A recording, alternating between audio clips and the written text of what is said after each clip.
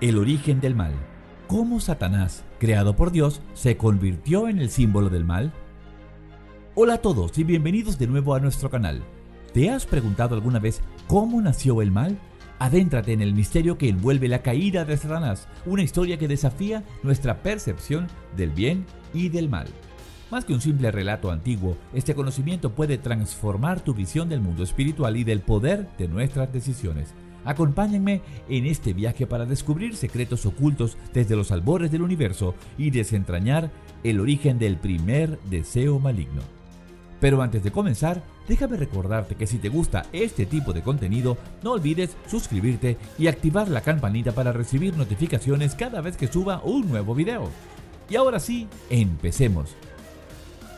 Satanás, al igual que todos los ángeles, fue creado por Dios, como lo menciona Juan en el capítulo 1, versículo 3. Todas las cosas fueron creadas por Él, y sin Él nada existe. Sin embargo, Dios, siendo un ser santo, no puede estar directamente involucrado en la creación del mal. Tanto la razón como la Biblia nos indican que todos los ángeles fueron creados en un estado de santidad, siendo cada uno una creación directa de Dios. Cuando Satanás se rebeló contra Dios, no solo atrajo la ira divina sobre sí mismo, sino que también convenció a un tercio de los ángeles para que se unieran a su rebelión. A partir de ese momento, Satanás y sus seguidores se convirtieron en seres verdaderamente malignos, hostiles a Dios y a la humanidad que Él creó.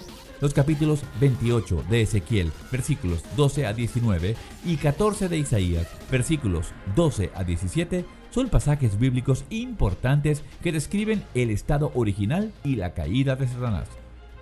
En Isaías 14, del 12 al 17, se describe la caída de Satanás, quien originalmente era conocido como Lucifer, lucero del alba.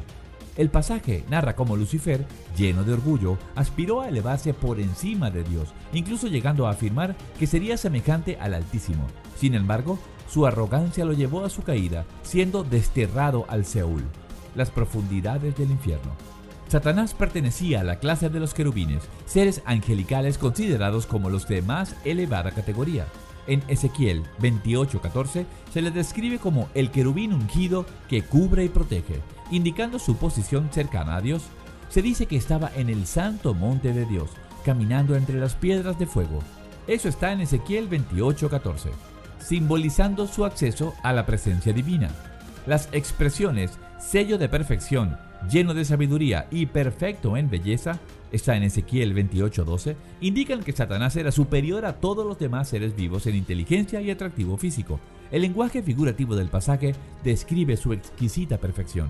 Satanás no solo era un líder ungido, sino también un querubín protector, posiblemente un guardián o proclamador de la majestad y santidad de Dios. Su morada, según Ezequiel 28, versículos 13 al 16, estaba en el Edén, el jardín de Dios, adornado con piedras preciosas y oro. Sin embargo, este ser de tal categoría y poder experimentó una terrible caída. Su orgullo y ambición lo llevaron a rebelarse contra Dios. Se dice que Satanás era íntegro en sus caminos desde el día que fue creado hasta que se halló iniquidad en él. Ezequiel 28:15.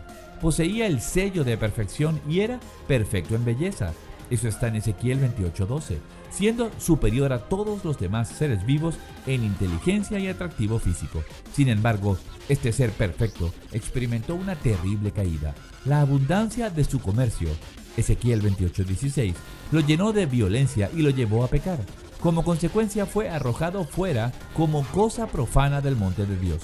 Eso está en Ezequiel 28:16. Y destruido como querubín protector. Eso está en Ezequiel 28:16. La principal causa de la caída de Satanás fue su orgullo desmedido. Su corazón se enorgulleció por causa de su belleza. Ezequiel 28:17. Y su sabiduría se corrompió por causa de su esplendor. Ezequiel 28:17.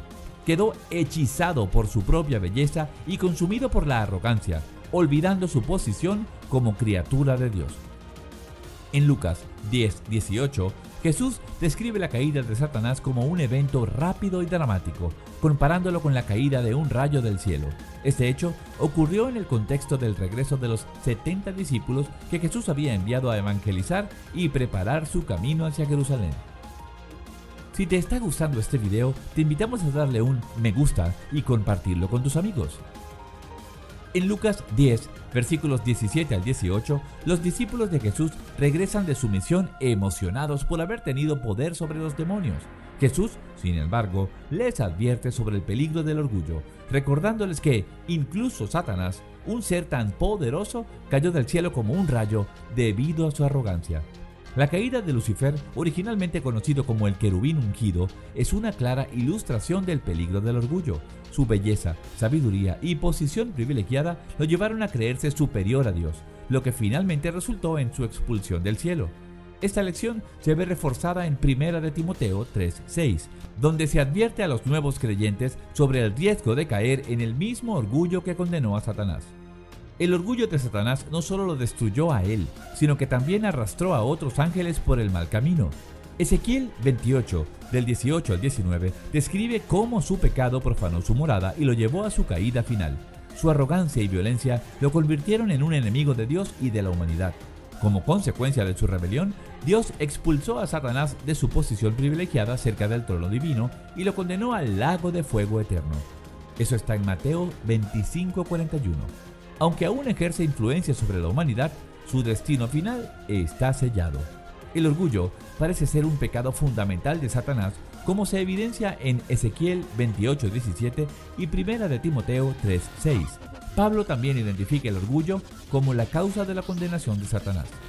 En Ezequiel 28:17, Dios describe cómo el orgullo de Satanás corrompió su sabiduría y belleza, lo que finalmente provocó su caída. Isaías, por otro lado, ilustra la rebelión de Satanás en una serie de declaraciones. Yo haré, en los versículos 13 y 14. Estas declaraciones revelan la autoafirmación y el desafío de Satanás contra la autoridad de Dios. Las 5 declaraciones yo haré expresan la ambición de Satanás de ascender por encima de su posición original y alcanzar un estatus similar al de Dios. Declaraciones de rebelión. 1. Subiré al cielo. Satanás, como querubín principal, tenía acceso a la presencia de Dios. Sin embargo, esta declaración no implica una simple visita, sino un deseo de residir permanentemente allí, igualando a Dios. 2. Exaltaré mi trono por encima de las estrellas de Dios. Las estrellas representan a los ángeles. Esta declaración indica el deseo de Satanás de gobernar sobre ellos, desafiando la autoridad de Dios. 3. Me sentaré en el monte de la asamblea. El monte de la asamblea se asocia con el gobierno terrenal del Mesías. Satanás aspiraba a gobernar desde Jerusalén, desafiando el plan divino. 4. Subiré por encima de las alturas de las nubes. A pesar de su gloria celestial, Satanás anhelaba una gloria mayor, comparable a la de Dios. 5. Me haré semejante al Altísimo. Este es el punto culminante de la rebelión de Satanás. Deseaba ser igual a Dios en autoridad y poder, usurpando su lugar. ¿Por qué Satanás, entre todos los títulos de Dios, escogió Altísimo? 2 aspectos muy importantes. Número 1. Admiración y deseo de poder. Satanás admiraba el poder y la autoridad de Dios y los anhelaba para sí mismo. Prefería usurpar el poder de Dios que someterse a él. 2. Ambición de autoridad y control. Satanás aspiraba a ser semejante a Dios principalmente en términos de autoridad y control, con la intención de reemplazarlo. Sin embargo, terminó siendo un impostor, no un sustituto. La rebelión de Satanás trajo consigo un cambio radical en su persona. La santidad que poseía como creación de Dios se perdió, dando paso a la corrupción. Incluso en sus pensamientos, ya no podía ser como Dios. En el libro de Ezequiel, Dios se revela como el Señor absoluto, enfatizando su control y poder sobre todo. Compartir la historia de Satanás, desde su origen hasta su destino final, refuerza este tema central. Al conocer el origen y el futuro de Satanás, comprendemos mejor el dominio absoluto de Dios. Él ha tenido control completo sobre Satanás desde el principio y lo tendrá hasta el final. Conocer el orgullo de Satanás nos sirve como una lección para evitar este mismo pecado en nuestras propias vidas. Solo a través del poder del Espíritu Santo podemos vencer el orgullo y vivir de acuerdo a la voluntad de Dios. Al analizar la historia de Satanás, hemos profundizado en uno de los misterios más fascinantes de la historia espiritual. No olviden suscribirse al canal para no perderse más contenido sobre este y otros temas fascinantes. Gracias por acompañarnos y hasta la próxima.